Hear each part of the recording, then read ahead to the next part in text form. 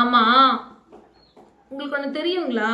மத்தேயு 10:36 கூட ஒரு மனுஷனுக்கு சத்துருக்கள் அவன் வீட்டாரே தாங்க. ஆனா உண்மையான்னு சொன்ன யாரை தெரியுங்களா? நம்ம ஆண்டவராக இயேசு கிறிஸ்து. சொந்தம் என்று சொல்லிக்கொள்ள உம்மை விட யாரும் இல்ல.